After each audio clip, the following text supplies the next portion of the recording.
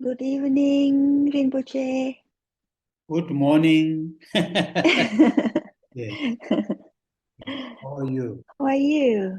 I'm well. I'm well. Thank you. Thank you. Yeah. Very nice. And how are you? How's the weather over there in Canada? Um, we got some rains Oh, that's good. lately. That's good. Very good. Yeah, we're so glad, and Mm, and and it is very helpful. yeah, Yeah, that's uh, great. because yeah of the dry weather here, and it's you know people Yeah. has been suffering a lot. Yes, Yeah, also this very long running this fire, wildfire. yeah. Very, you Wildfire. know, Yeah, yeah, yeah, very worrying. Yeah. Oh, that's yeah, good. Good news. yeah. As I've So mentioned, I may have said last week, this year we have much less rain. yeah, Usually what you call June, July, usually June, July, August, September, those 4 months we have lots of rain. But this year we mm, have a little bit rain in June and July. Then mm, now the August, very, very little rain. And I yeah, don't know what's going to happen in September. Usually we have two, what they call monsoon and monsoon yeah, return. That is in September, end of September, early October. And so for the farmers who are dependent on the rain, for their crops, which yeah, is quite, and yeah, also quite humid. Yeah. Mm. yeah. Okay. Right.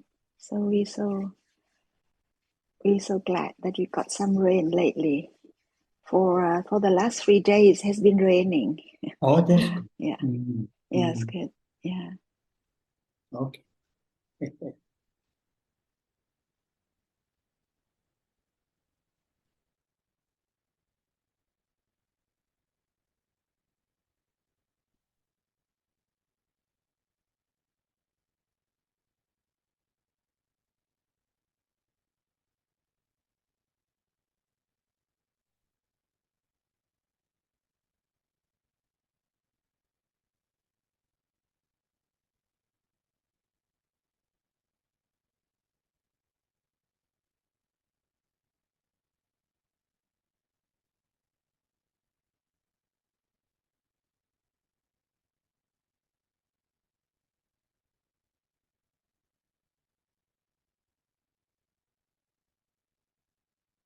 Oh, yeah.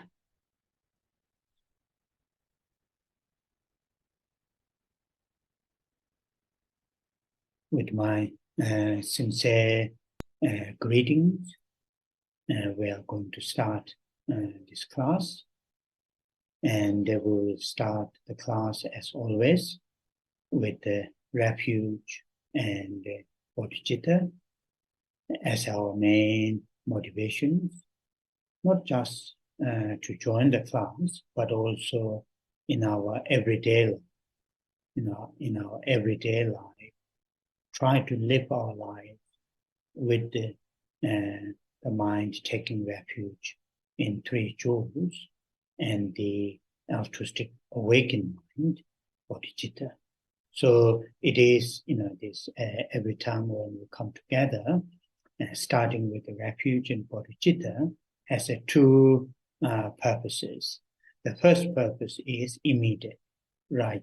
To make this gathering more meaningful, more helpful, and help useful, and also for the long term, because as a follower of the teachings of the Buddha, having refuge in our mind, in our heart, will be extremely helpful.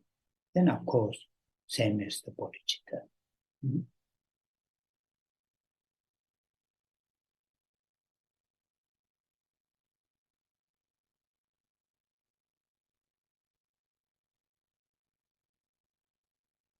You have switch. You need to switch on your mic. Oh, yeah. That's true, yeah. Thank you, Rinpoche. Tôi xin bắt đầu lớp học của chúng ta ngày hôm nay bằng việc quy y Tam Bảo và phát nguyện Bồ Đề Tâm. Như thường lệ, chúng ta ghi nhớ việc quy y Tam Bảo và phát nguyện Bồ Đề Tâm không chỉ ở trong lớp học mà chúng ta ghi nhớ điều này trong cuộc sống thường nhật của mình trong bất kể lúc nào.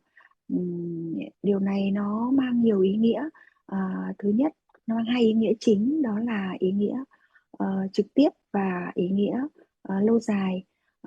Bởi chúng ta với cái việc là quy y Tam Bảo và phát nguyện Bồ Đề Tâm này, chúng ta sẽ có được một cuộc sống có ý nghĩa hơn, và chúng ta nhắc nhở tâm mình luôn luôn ghi nhớ rằng chúng ta là những người con Phật, thì chúng ta luôn nương tựa vào Tam Bảo và phát nguyện Bồ Đề Tâm. And when we talk about practicing Dharma, when we talk about following the footsteps of the Buddha and the subsequent those great Buddhist teachers, mainly what we are talking, what we should be doing, we should be training on. We should be training. When we say, I'm following the footsteps of the Buddha, historical Buddha, and I'm following those past and present, those great teachers, their footsteps. That is, to training our mind. When we say the training our mind, there are many different ways to train. Within those many different ways, one of the most important, the training is frequently bringing, those minds which are very, very important to have within ourselves. And that is here, the mind taking refuge, bodhicitta, love, compassion. If we bring them again and again and again, then that is the training of mind. When we say train, what is, in this case, to bringing them again and again. And because of the one of the, the qualities of the mind, that is, if we bring the mind taking refuge again and again, eventually our minds, thoughts, emotions, they become part of that mind taking refuge. They become part of bodhicitta, the altruistic awakening.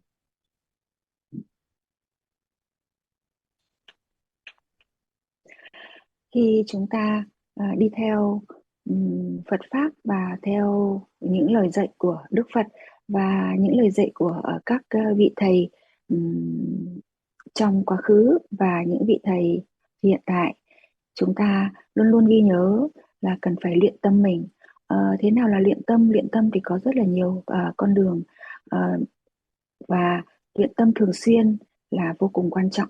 Đó là việc chúng ta luôn nhắc nhở mình phải quy y Tam Bảo và phát nguyện Bồ Đề Tâm. Làm sao quy y Tam Bảo và làm sao phát nguyện Bồ Đề Tâm để chúng ta có được một cái tâm, có được tình thương yêu, có được sự cảm thông. Và khi chúng ta nhắc nhở mình thường xuyên như vậy, nhắc nhở đi nhắc nhở lại, thì đó chính là luyện tâm. Và khi mà chúng ta quy y Tam Bảo và phát nguyện Bồ Đề Tâm thường xuyên, chúng ta sẽ làm cho nó trở thành một phần của thói quen, và nó trở thành và làm cho tâm của chúng ta luôn luôn hướng về điều này, và đó chính là ý nghĩa của việc quy y Tam Bảo và phát nguyện Bồ Đề Tâm. So, to train our mind, our thoughts, our emotions, we don't need to go in a retreat, a long retreat, or we don't need to go in pagoda or monasteries like that. Although there are those visiting those places, going into retreat are part of the training. But our lifestyle, particularly, the lay people, you can't go again and again in the retreat. You can't go into monastery for months like that. What you can do in every day, whenever there is the opportunity, even if it is just 5 minutes, that's fine. Seize that 5 minutes, that time, and then to bring the refuge, thinking Buddha as my teacher, Dharma as to be practiced, to be experienced, Sangha as my spiritual friends that I can look up, and I'm taking refuge in three jewels, although there are immediate reasons, but my long-term reason is myself, and all other living beings be free from dukkha and the origins of dukkha. That is my. So that kind of thing can be done within 5 minutes very easily. So if we do that again and again and again, in Tibetan, we have an expression. We have an expression. It is saying, sang kom. Sang means it has a many different connotation according to the context. Sang here literally means good, positive, virtue, wholesome. Kom, that means, familiarize. So, whenever we have a time, morning, during the day, the evening, between the work, between the conversation, whenever we have a time, if we seize that time, even if it's 5 minutes, to bring the mind taking refuge, or to bring the bodhicitta, and that will eventually become our habit, and that is positive habit. That is positive habit. That's what in Tibetan, this Tibetan term, those two syllables, sang, kom. Sang in this case, positive. Kom, it means, familiarized. So you are very much familiarized on this positive habit. So that is important. Sometimes we when we say I'm thinking about myself, oh yeah, I want to do Dhamma practice, but when I have a long day, when I have a long weekend, or when I go in a retreat, that time I will do. But that kind of time is not that often, particularly lay people. Yeah, so important to familiarize refuge and bodhicitta. Khi chúng ta luyện tâm mình và nhắc nhở mình luôn luôn quy y Tam Bảo và phát nguyện Bồ Đề Tâm, thì chúng ta không nhất thiết là cần phải đi tham dự những cái khóa tu dài hạn, hay là phải đi vào trong tu viện để luyện cho mình những cái đức tính này, mà bởi vì đặc biệt là đối với những người sống ở trong cuộc đời thường nhật như là các cư sĩ, thì chúng ta khó có thể làm được điều này thường xuyên. Nhưng mà chúng ta hãy luyện cho mình một thói quen tốt, nó trở thành một cái phong cách sống của chúng ta. Đó là hàng ngày, mỗi ngày không cần nhiều, chỉ cần 5 phút thôi, chúng ta hãy luôn luôn nhắc nhở mình là quy y Tam Bảo, quy y Phật, Pháp, Tăng. Phật là vị thầy, Pháp là những bài học, và tăng là những người bạn đạo. Và với việc quy y tam bảo này nương tựa vào ba ngôi báu này, chúng ta có thể chúng ta có thể giúp đỡ chính bản thân mình và nhắc nhở chính bản thân mình làm sao để giải thoát khỏi khổ và khỏi nguồn gốc của khổ. Trong tiếng Tạng thì có một cái từ gọi là sang khung. Sang ở đây ấy, có nghĩa là ờ, tốt đẹp, có nghĩa là đạo đức, và khung có nghĩa là thói quen. Thì ở đây tôi muốn nhắc nhở chúng ta là hãy tạo cho mình một thói quen quy y tam bảo, phát nguyện bồ đề tâm, thói quen nương tựa vào ba ngôi báu Phật Pháp Tăng. Tạo cho mình thói quen đó, không cần phải cần nhiều thời gian, mỗi một ngày chỉ nhắc nhở mình 5 phút thôi, tĩnh tâm và nhắc mình quy y về ba ngôi báu này và phát nguyện bồ đề tâm. Từ đó chúng ta sẽ tạo được cho mình một thói quen tốt. Now I'm going to say refuge and bodhicitta lines, those 4 lines 3 times in Tibetan. And while I'm saying the refuge and bodhicitta lines, try all our best, to hold very strongly from our heart, very strongly the mind taking refuge and the altruistic awakening mind.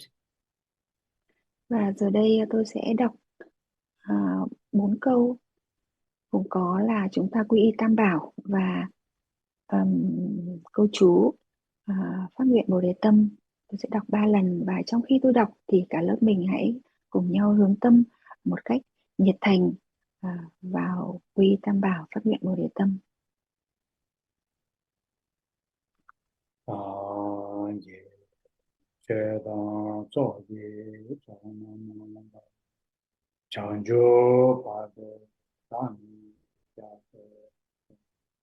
Dage jinso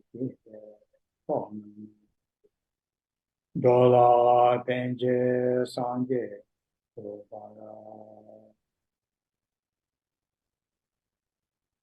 sanje cheda tsoji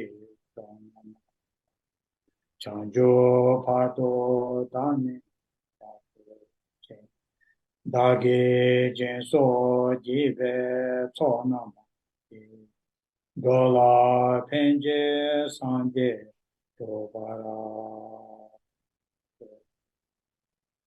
sanje cheda tsoji chanjo pato dani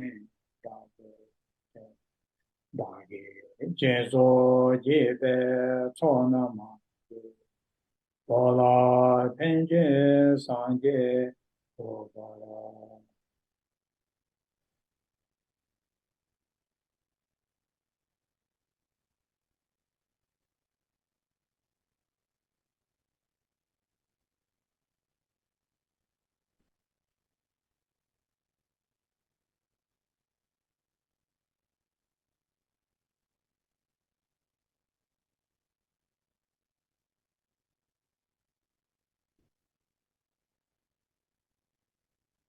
mind taking refuge in the 3 jewels and the altruistic awakening bodhicitta as our main motivation to join this class. And with those 2 minds, now I'm going to say the Buddhamitaba mantra from Amitabha. And while I'm saying the Buddhamitaba mantra, we will hold a very strong love and compassion. Love and compassion. And we will express that love and compassion towards all sentient beings, starting upon oneself, one's own loved one, family members, friends, colleagues, and then gradually to extend towards all sentient beings without any exception, and also have a strong sort of feeling that our love and compassion reach all sentient beings. So hold that kind of strong love and compassion while I'm reciting the Buddha Amitabha mantra.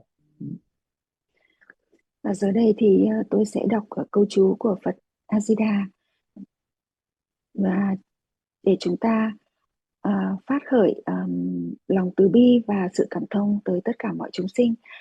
Trong khi tôi đọc câu chú này thì chúng ta hãy cùng nhau giải tâm từ tới tất cả những người thương yêu nhất, tới bạn bè, tới gia đình, tới đồng nghiệp và tới tất cả mọi chúng sinh, không loại trừ một ai.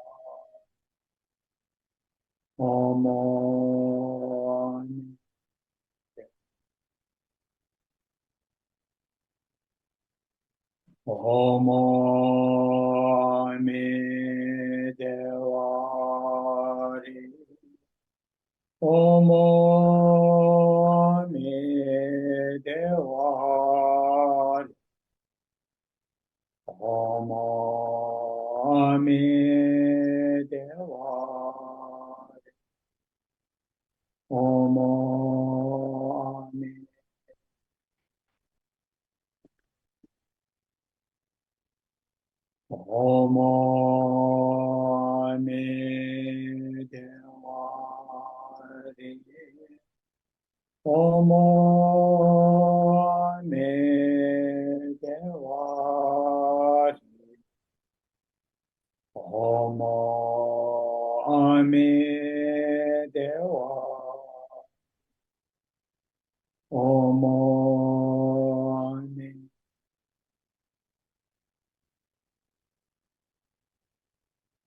Omo me dewa de. Omo me dewa de. Omo me dewa de. Omo me.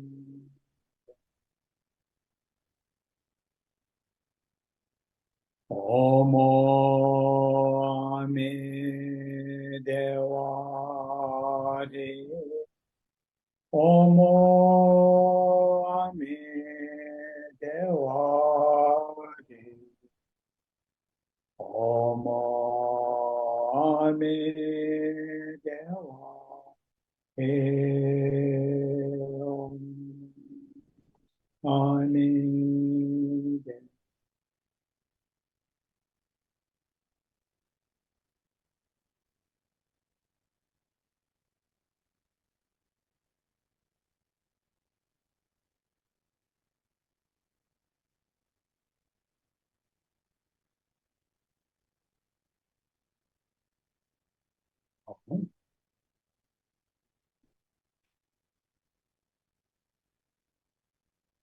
So our last Wednesday class was disrupted because of the internet connection over here, and so that hopefully today we are able to continue all our time without any disruptions. Sometimes technology is very, very helpful, but sometimes very frustrating. Anyway, so we are still, studying the out of the Four Noble Truths. We are still studying the second noble truth of the origins of the dukkha, where our dukkha that we enjoy, that we experience for physically, mentally, immediately, long term, they all have causes and conditions. And the historical Buddha and the subsequent Buddhist teachers have, explained what are the causes and conditions. And that's what we are still, studying. And today's this session, I would like to continue on that subject. On that subject. Cái buổi học trước thì chúng ta bị gián đoạn bởi vì là cái kết nối của internet ở phía bên tôi. Đấy, thực ra công nghệ thì nhiều khi nó rất là hữu hiệu, nhưng mà công nghệ nhiều khi cũng làm cho chúng ta cảm thấy cũng gặp vấn đề. Và hôm nay thì chúng ta hy vọng rằng sẽ không có vấn đề gì xảy ra. Chúng ta đã chúng ta đang nghiên cứu về 4 sự thật, 4 thánh đế, và chúng ta đã nghiên cứu đến sự thật thứ hai, đó là sự thật về nguồn gốc của khổ. Thì nguồn gốc của khổ nó có thể là xuất phát từ thân và có thể xuất phát từ tâm, và nó phụ thuộc vào nhân duyên của nó. Nó có rất là nhiều các cái nguyên nhân khác nhau, có nguyên nhân từ thân hoặc có nguyên nhân từ tâm, và chúng ta cũng đã nghiên cứu qua một số các nguyên nhân dẫn đến khổ, và hôm nay chúng ta sẽ tiếp tục. So there I have based on those great teachers' teachings, I have touched on those two things, distorted mental state, or normally term is used affliction or delusion, in Tibetan THIийнMong, and then those distorted mental states, those afflicted mental states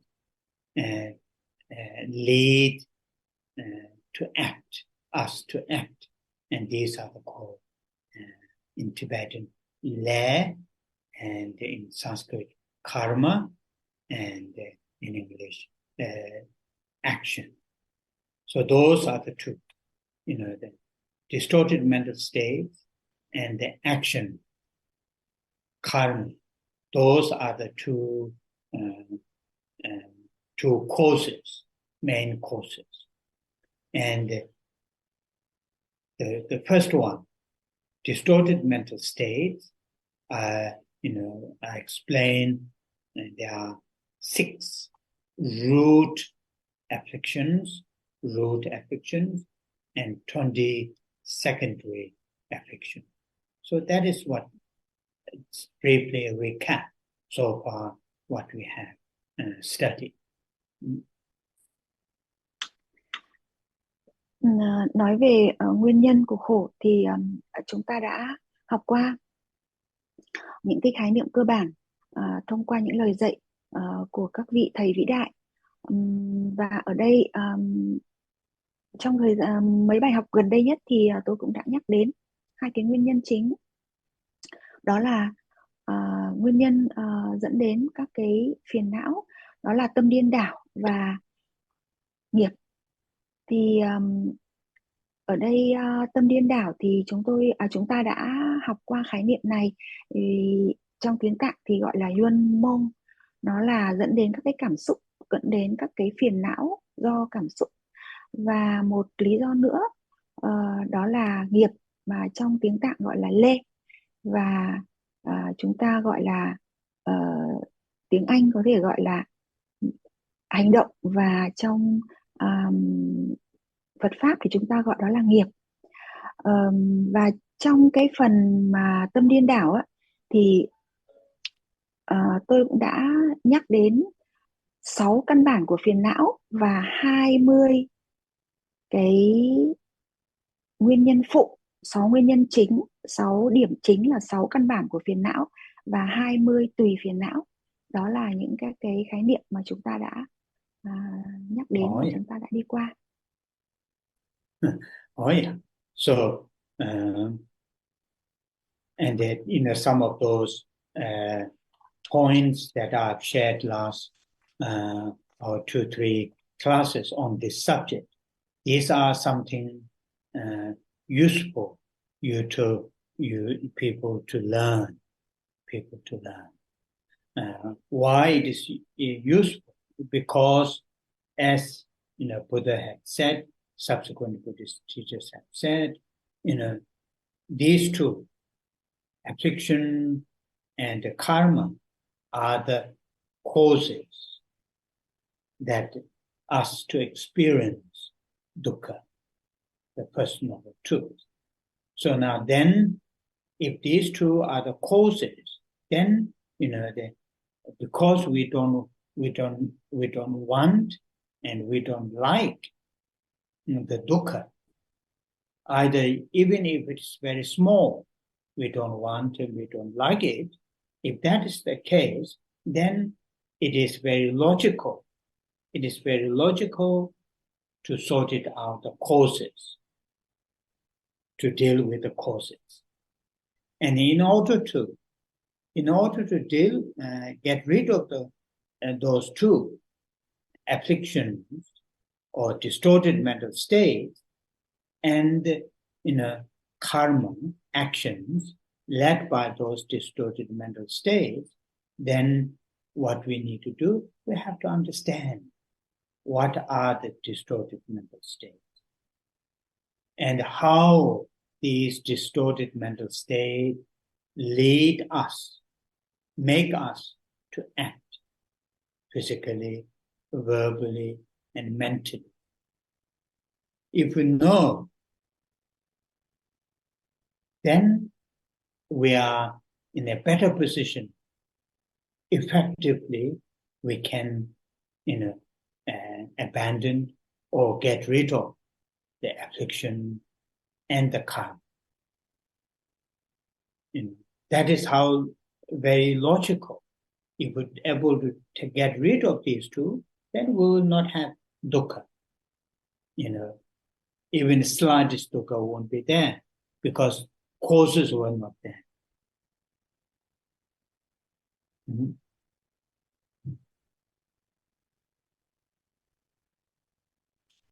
Trong hai ba bài hai hoặc ba cái bài học vừa qua ấy, thì chúng ta đã tìm hiểu về lời dạy của Đức Phật và lời dạy của các cái vị thầy vĩ đại liên quan đến nguồn gốc của khổ, đó là tâm, đó là cảm xúc, có thể gọi là tâm, phiền não và nghiệp. Thì một khi chúng ta không thích điều gì đó, chúng ta muốn loại trừ nó thì chúng ta phải tìm hiểu cái nguyên nhân của nó, phải không ạ? Và để mà có thể loại trừ được cái tâm điên đảo dẫn đến phiền não này và loại trừ được cái nguyên nhân dẫn đến khổ, đó là nghiệp, thì chúng ta cần phải hiểu thế nào là phiền não, thế nào là nghiệp, và hiểu những nguyên nhân này dẫn đến đau khổ của chúng ta, và những nguyên nhân này nó sẽ dẫn đến đau khổ thông qua thân, khẩu và ý. Và chúng ta chỉ có thể hiểu, chúng ta chỉ có thể loại trừ được phiền não, loại trừ được đau khổ khi chúng ta hiểu rõ về nó, hiểu rõ về nguyên nhân dẫn đến đau khổ. Đó là xuất phát từ tâm điên đảo, xuất phát từ nghiệp. Và khi chúng ta loại trừ được nguyên nhân thì chúng ta sẽ loại trừ được khổ. So that within these two, affliction or distorted mental state and the karma or the actions, between these two, more important for us to know, to understand, is the affliction. Because affliction or those distorted mental states lead us to act. Therefore, for us, though it is important to understand both distorted mental state and the karma actions, but the initial priority is to understand the affliction, distorted mental state. So because of that, the subsequent Buddha himself and the subsequent many Buddhist teachers have explained, the different levels of different kinds of different types of affliction. But for us, it is difficult, particularly lay people, not to have all those times. But it is good to understand some of the frequently experiencing those distorted mental states, such as anger, such as jealousy, such as envy, such as hatred, such as attachment, such as craving, such as ignorance. Some of those, frequently, when I'm using frequent, I'm not saying our minds all the time in that, but frequently occurring those distorted mental states should be identified. If we identify them, then that is the first step. If we don't identify them when they occur, what it is, how they occur, and what they when they arise, what they make us. If we don't understand them, then difficult to understand. The afflictions are troublemaker. I'm using that term. Difficult to understand. Distorted mental states are troublemaker. We don't understand. So it is important to, from our own experience, of course, teachers will explain us what is attachment, what is anger. The textbooks will explain us. But unless if we ourselves pay attention and then understand how they occur, textbooks, explanations, teachers' explanation will not help us that much to deal with them.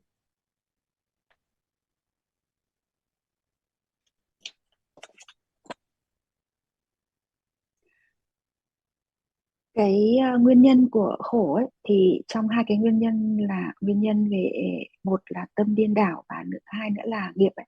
Thì cái nguyên nhân đầu tiên ấy, cái nguyên nhân thứ nhất ấy, cái nguyên nhân là tâm điên đảo là nguyên nhân quan trọng hơn cả, bởi vì nó chính là cái thứ mà nó dẫn dắt cái hành động của chúng ta.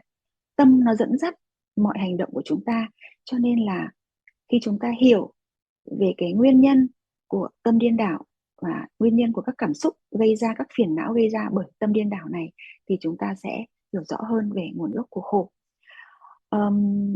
Đức Phật và các vị thầy vĩ đại cũng đã dạy chúng ta giải thích rất nhiều về các cái nguyên nhân và các cái mức độ cũng như các cái loại tâm khác nhau dẫn đến khổ đau. Và tất nhiên chúng ta không thể biết hết được về nó, nhưng ít ra chúng ta cũng nên hiểu một số các cái trạng thái tâm cơ bản nhất mà dẫn đến phiền não này.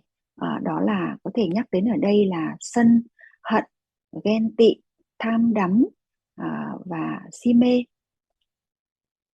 Và khi mà chúng ta hiểu về các cái trạng thái tâm này thì chúng ta tìm hiểu kỹ về nó, tìm hiểu là nó xuất hiện như thế nào, chúng ta nhận ra được nó, thì chúng ta sẽ dễ dàng hơn trong cái việc chúng ta loại trừ được nguồn gốc của khổ đau. Chúng ta cần phải nhận ra cái trạng thái tâm này nó xuất hiện như thế nào, hệ quả của nó gây ra đối với chúng ta như thế nào. Tôi gọi là những các cái tâm điên đảo này, cái nguồn gốc của phiền não này, nó chính là nguồn cơn của mọi rắc rối. Và chỉ khi chúng ta nhận ra nó bằng chính cái cảm nhận của ta, chứ không phải là chỉ qua lý thuyết, thì Đức Phật và các vị thầy đã dạy chúng ta cũng rất nhiều, dạy chúng ta về các trạng thái của tâm và giải thích rất nhiều vào trong các cái kinh điển, và chúng ta cũng đã đọc, chúng ta cũng hiểu rất nhiều là các cái trạng thái của tâm nó xuất hiện như thế nào. Nhưng chúng ta chỉ có thể nhận biết và chỉ có thể hiểu rõ nhất khi chúng ta nhận thấy từ chính trải nghiệm của chúng ta. Chúng ta trải nghiệm nó, chúng ta nhận thấy nó, chúng ta quan sát nó khi nó xuất hiện như thế nào, và nó hành xử và là dẫn chúng ta hành xử như ra sao. Chỉ khi chúng ta cảm nhận bằng chính kinh nghiệm của ta thì ta mới hiểu về nó rõ nhất. So that's why I think I may have said last Wednesday. That's why one of the most important, the mental, if I use the term mental tools, is mindfulness, awareness. If we are aware of what is happening, within ourselves, I'm talking about at the mental level,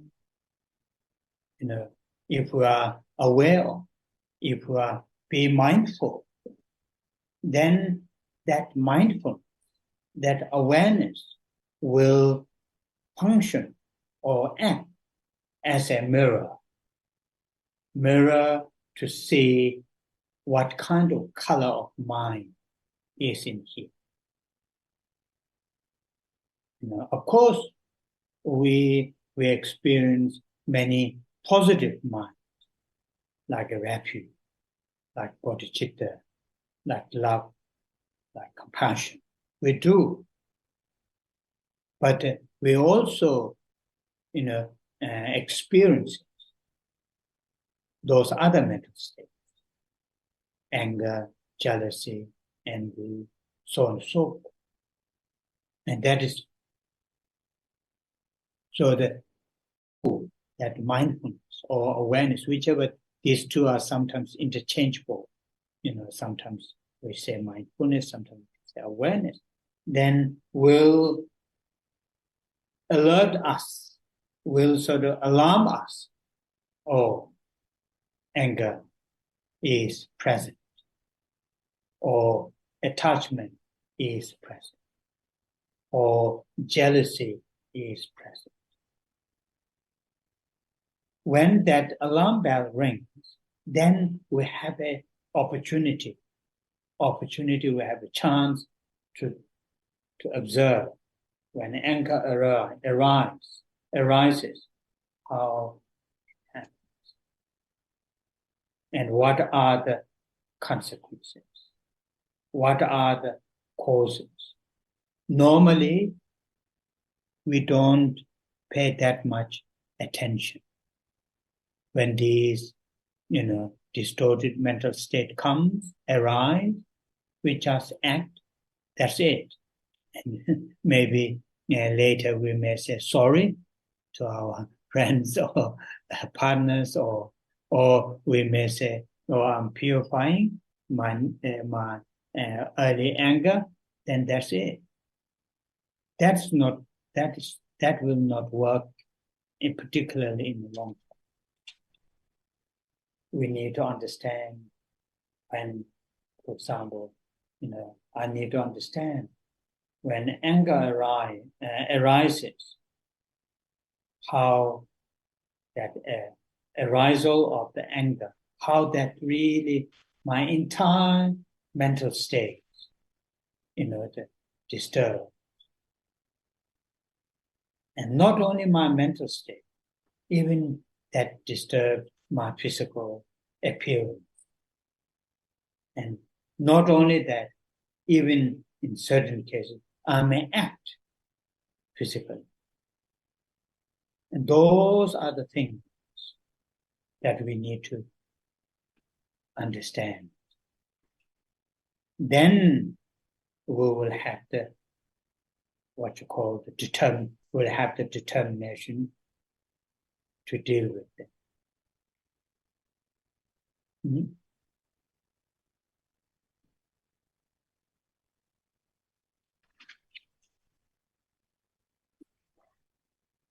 Ở đây tôi nhắc đến một cái công cụ gọi là công cụ của tâm, đó là chánh niệm và tỉnh thức. Nhiều khi hai cái từ này mọi người có thể lúc thì chúng ta nhắc đến là tỉnh thức, lúc chúng ta nhắc đến gọi là chánh niệm. Nó là hai cái tên của một cái trạng thái, chánh niệm và tỉnh thức. Chúng ta sử dụng nó như một tấm gương để soi chiếu vào tâm của chúng ta. Chúng ta dùng chánh niệm và soi chiếu bản thân chúng ta, và qua tấm gương chánh niệm tỉnh thức này chúng ta soi chiếu, chúng ta có thể nhận ra màu sắc của tâm. Màu sắc của tâm nó sẽ thể hiện qua các cái trạng thái, ví dụ như khi chúng ta tham, chúng ta sân, chúng ta si, hoặc khi chúng ta ở những cái trạng thái tâm rất là thuần tịnh, ví dụ như chúng ta có tình thương, chúng ta có lòng từ bi, chúng ta phát khởi bồ đề tâm, chúng ta nương tựa vào tam bảo Phật pháp tăng. Những cái trạng thái của tâm này được phản ánh qua tấm gương của chánh niệm và tỉnh thức, giúp chúng ta nhận ra được các cái màu sắc của chính bản thân mình.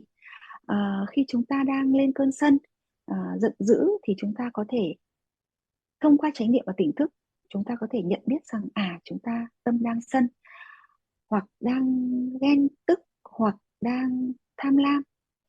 Và với chánh niệm và tỉnh thức, chúng ta có thể nhận ra được lúc nào là lúc cái tâm sân hoặc tâm tham nó bắt đầu nổi lên. Và chúng ta sẽ tự hỏi rằng nguyên nhân nào dẫn đến cái trạng thái tâm này. Bởi vì nhiều khi chúng ta không để ý, khi chúng ta thiếu chánh niệm, chúng ta không để ý rằng chúng ta đang ở trong một trạng thái tâm sân hoặc tâm tham. Có thể sau khi chúng ta mắc lỗi, chúng ta mắc lỗi với một ai đó, chúng ta có thể nói lời xin lỗi và sau đó chúng ta không còn để ý nữa. Nhưng nếu mà chúng ta đủ chánh niệm và tỉnh thức, chúng ta nhận ra rằng là tại cái thời điểm đó cái sân nó phát khởi bởi nguyên nhân gì. Và khi chúng ta hiểu được cái nguyên nhân của nó thì chúng ta sẽ giải quyết được gốc rễ của vấn đề một cách lâu dài. Và khi chúng ta nhận ra nó, chúng ta hiểu về cái nguồn cơn phát sinh ra những cái trạng thái tâm này, thì lúc đó chúng ta sẽ hiểu rõ hơn về cái hệ quả của nó, và từ đó chúng ta mới có thể diệt trừ được nó một cách lâu dài. Và bởi chính các cái tâm này nó chính là nguồn cơn của các hành động. Sorry. That's one. So, well, the point what I'm making here is, I might be going round and round, but the point what I'm making here is, I can explain, what is anger. I can explain what is jealousy. I can explain what is attachment. I can explain what is, the ignorance. But actual taste of anger, actual taste of attachment should be experienced by yourself. Then when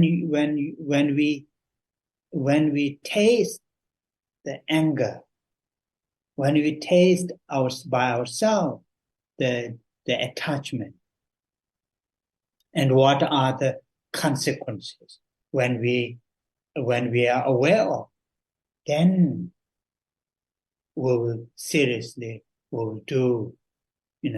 act to at least to reduce, to minimize those afflictions. Currently, so that's the first point, when I'm going around. Second point is currently, we just, say, yes, attachment is not good. Anger is not good.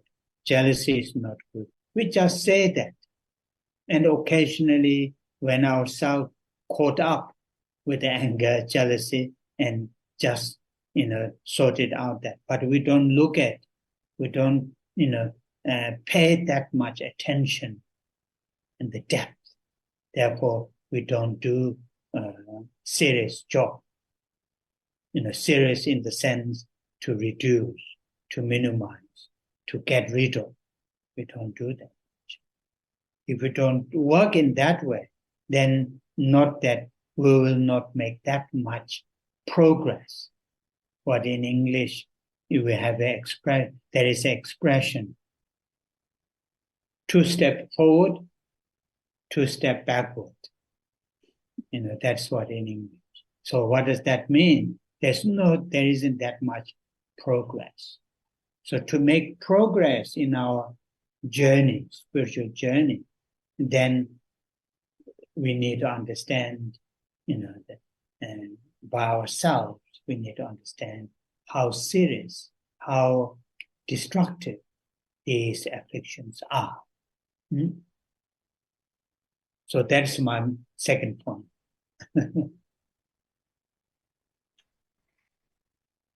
Cái điểm thứ nhất tóm gọn lại ở phía trên tôi vừa mới giải thích ấy, đó là chúng ta, đó là có một điều rất quan trọng ở đây, đó là chúng ta cần phải trải nghiệm trải nghiệm chính các cái cảm xúc đó của bản thân mình.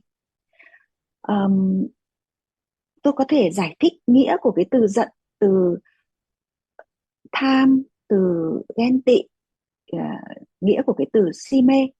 Tôi có thể giải thích nghĩa của cái từ đấy, nhưng cái quan trọng hơn cả đó là chúng ta cần phải trải nghiệm nó qua chính tất cả các cái kinh nghiệm của bản thân mình, và từ đó chúng ta mới có nếm được cái vị.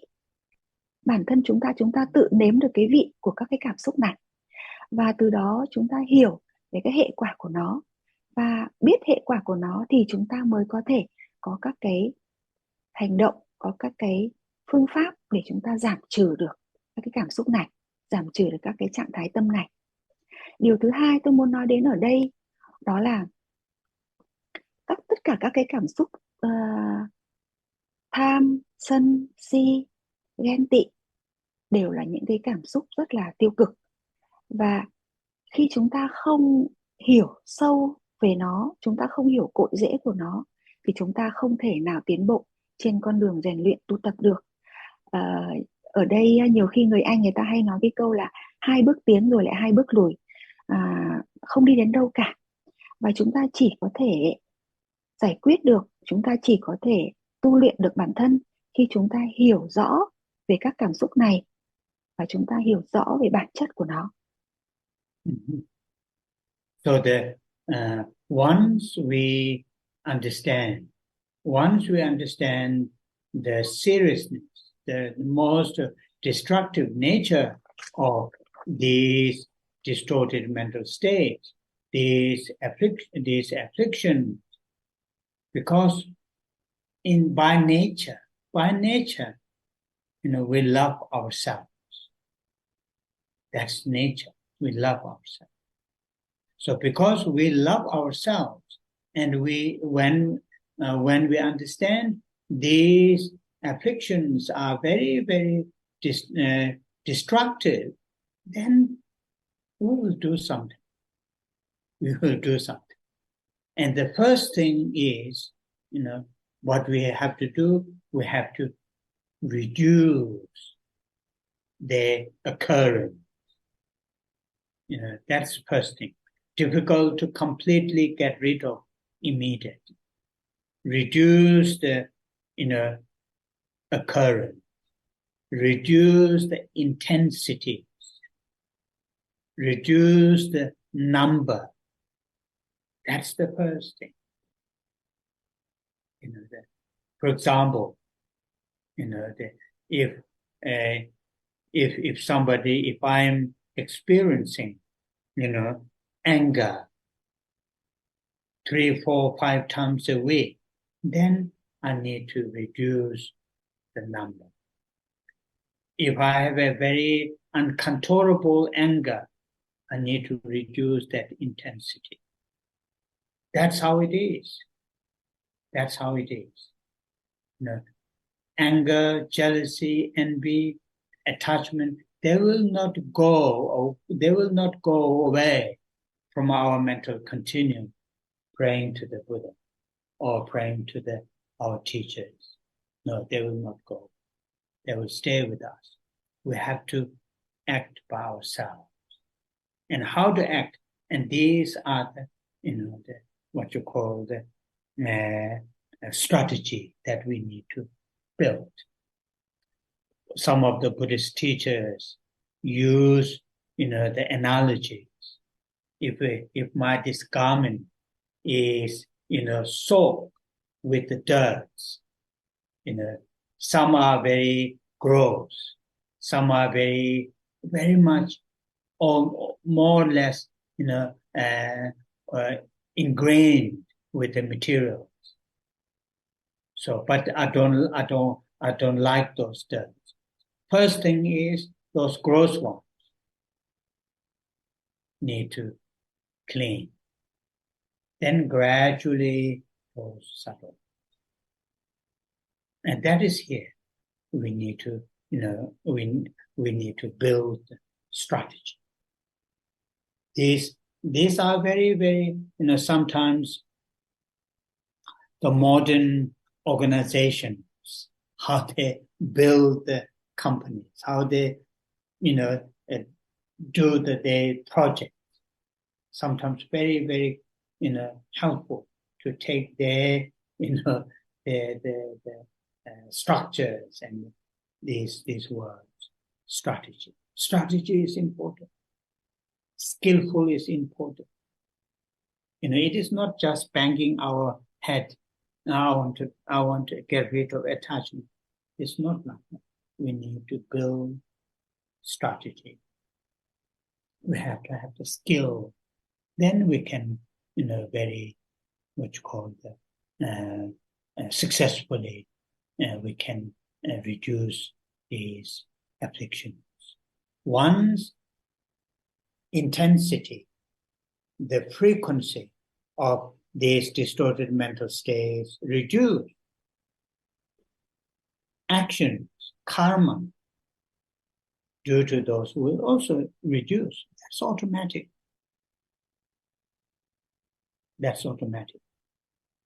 So that's why many of the Buddhist teachers, though both are causes for suffering, but the most important cause there is afflictions that we need to deal with.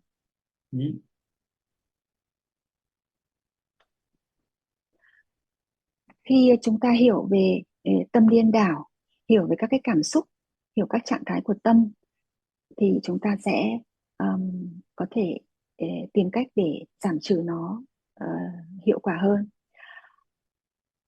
Chúng ta ai cũng yêu bản thân mình. Đó là một cái quy luật rất là tự nhiên. Chúng ta yêu bản thân mình. Và chúng ta lúc có rất là nhiều cảm xúc, nhiều trạng thái cảm xúc khác nhau. Và khi chúng ta hiểu những cái cảm xúc nào là cảm xúc có hại cho bản thân chúng ta, thì chúng ta sẽ có những cái hành động để chúng ta có thể để tìm cách chúng ta giảm thiểu các cái hệ quả của nó. Và khi chúng ta hiểu về nó thì chúng ta giảm trừ được các cái cảm xúc bất lợi này thì bằng cách là chúng ta có những cái biện pháp phù hợp. Đầu tiên chúng ta có thể giảm trừ cái số lượng, tức là giảm trừ về số lượng các cái cảm xúc bất lợi này, và sau đó chúng ta có thể dẫn đến việc là chúng ta đạt được cái việc là giảm trừ cả những cái cường độ của nó, sức mạnh của nó. Chẳng hạn như một tuần chúng ta có thể có 3, 4, 5 lần giận. Thế rồi sau đó khi chúng ta quan sát nó, chúng ta nhận ra nó, thì chúng ta sẽ giảm cái số lượng các cái lần giận này trong một tuần đi chẳng hạn. Và khi mà chúng ta trải qua những cái cảm xúc giận dữ mà không thể kiểm soát được, và khi chúng ta nhận ra nó thì chúng ta cũng có thể có khả năng để giảm cái cường độ của cái sự giận dữ này đi. Tất nhiên là nó không thể, chúng ta không thể loại trừ nó được một cách hoàn toàn tuyệt đối, nhưng cái việc chúng ta thường xuyên nhận ra nó, thường xuyên hiểu biết, tìm cách hiểu biết về nguyên cơn của nó, chúng ta sẽ có thể giảm bớt các cái cảm xúc bất lợi này, các cảm xúc tiêu cực này. Nếu mà chỉ có niệm Phật và niệm chú theo những lời dạy của các vị Phật và các vị Bồ Tát hoặc các vị thầy không thôi ạ, chỉ hành động đó không thôi thì chưa đủ, mà ở đây chúng ta cần phải có một cái chiến lược tiếp cận, phương pháp làm sao để chúng ta có thể loại trừ được các cái cảm xúc tiêu cực này. Giống như là chúng ta gặp chẳng hạn như tôi có một cái bộ quần áo bẩn, thì đầu tiên chúng ta phải có phủi bụi ở phía bên ngoài đi đã, rồi sau đó chúng ta mới có thể giặt giũ và làm sạch nó từ bên sâu hơn. Cũng giống như là khi chúng ta thực hiện một cái dự án nào đó thì chúng ta thường có một cái chiến lược để chúng ta thực hiện được một cái dự án thành công. Thì ở đây cũng vậy, thì đầu tiên chúng ta phải có cách tiếp cận, có các cái phương pháp phù hợp để chúng ta có thể loại trừ được các cái cảm xúc tiêu cực này. Và chính những cái tâm tiêu cực này, cảm xúc tiêu cực này, nó chính là nguồn cơn dẫn đến hành động và dẫn tới nghiệp của chúng ta. Nói So, when Buddha, the historical Buddha, when he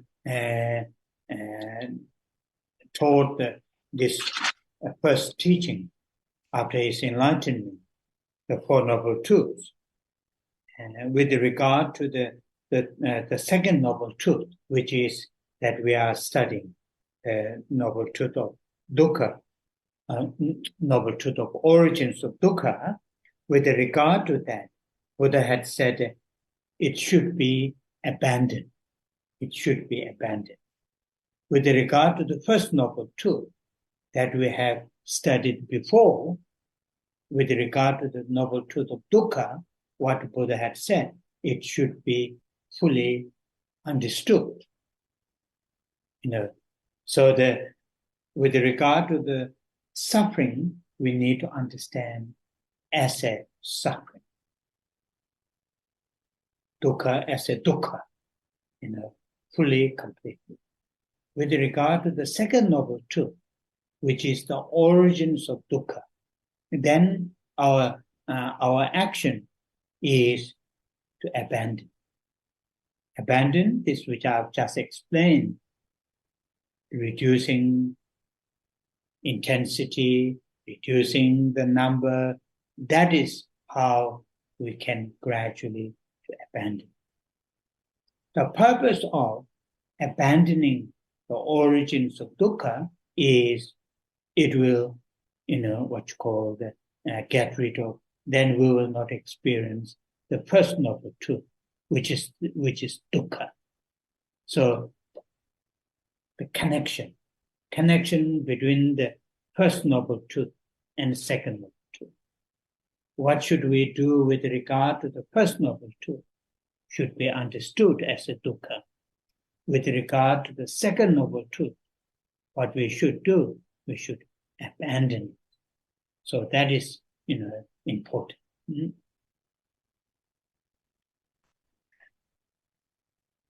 Trong 4 sự thật mà Đức Phật giảng dạy thì sau khi Đức Phật thành đạo thì bài học đầu tiên mà Đức Phật giảng dạy đó là sự thật về khổ và nguyên nhân của khổ.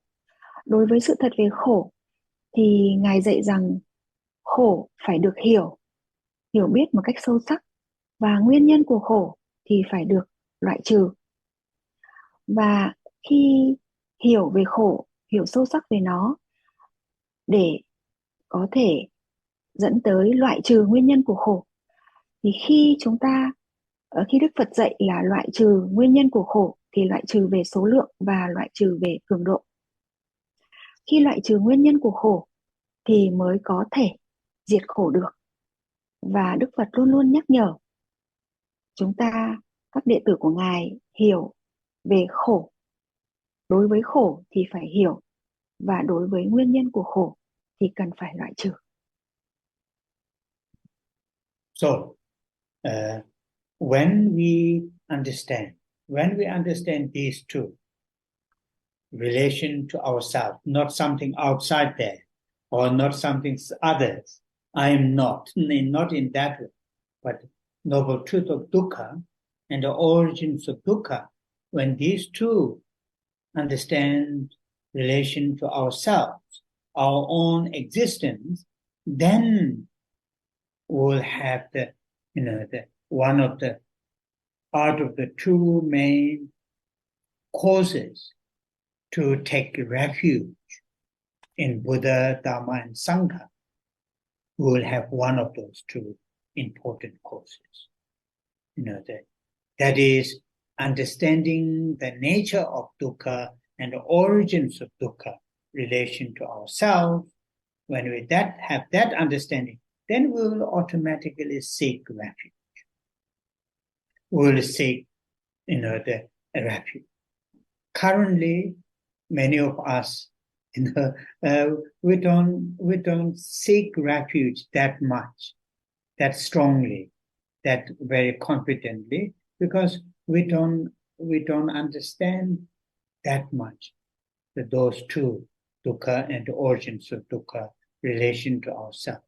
Only when we hear from the teachers, only when we read the sutras, we will say, but we are not fully convinced, we are not fully, understood nature of these two relation to ourselves.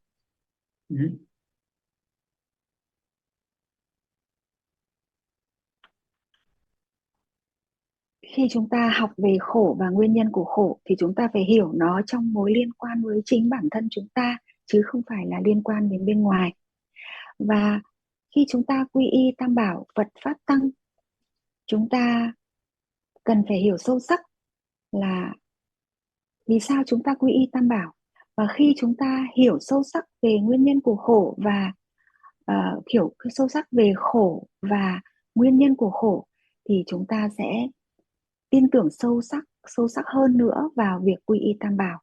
Thực ra có rất là nhiều người quy y Tam Bảo, quy y Phật Pháp Tăng, nhưng cũng không hiểu rõ lắm và cái tâm quy y cũng không được mạnh mẽ, bởi họ không hiểu rõ về khổ và hiểu rõ về nguyên nhân của khổ. Và vì vậy mà họ cũng không thuyết phục lắm vào việc quy y Tam Bảo. Vì sao cần phải quy y Tam Bảo? Oh, yeah. So now I have explained not any detail, not any very depth, but I have explained in a relatively, the detail on those first two noble truths, particularly the second noble truth of origins of dukkha. Then in the future, when you receive teachings, when you read the text, added on what we have understood from this round of the class. It is very important. It is important to need to add it on little bit more. It is impossible once everything to understand. I don't have the capacity to explain, and even if I explain some of the the points more detail, you'll struggle to understand fully. So I'm going to stop here the explanation of the second noble truth. So next Wednesday when we come, we are going to move to the third noble truth. Vậy là chúng ta đã đi qua phần giới thiệu về hai cái sự thật đầu tiên, đó là sự thật về khổ và sự thật về nguyên nhân của khổ. Sau này với mỗi bài học thì chúng ta sẽ hiểu biết thêm nhiều hơn nữa về nó, bởi vì chúng ta không thể một lúc mà hiểu hết được về tất cả mọi vấn đề. Và bản thân tôi cũng không thể có thể cùng một lúc mà giải thích được quá nhiều. Chúng ta cũng không thể thu nhận được hết trong một lúc. Và vì vậy mà chúng ta sẽ học thêm nữa trong các bài giảng tiếp theo. Thứ tư tuần tới chúng ta sẽ chuyển sang tìm hiểu về sự thật thứ ba. Và hôm nay chúng ta sẽ kết thúc bài học ở đây. Rồi. So now, short dedication prayers. Chúng ta sẽ hồi hướng. Kare rave korve shinkam pendan dewa malu tere sewa penzen jaju chabe sede padu tengu chanjo senjo renpo maje panama Deva nyamba neba kone kondo.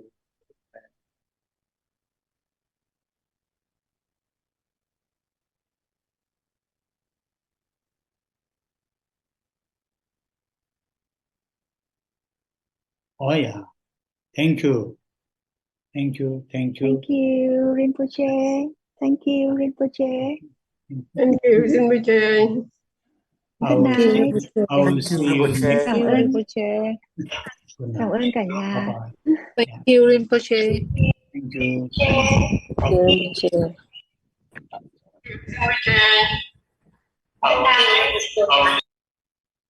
Thank you so much. Cảm ơn Vân Hương. Cảm ơn cả nhà.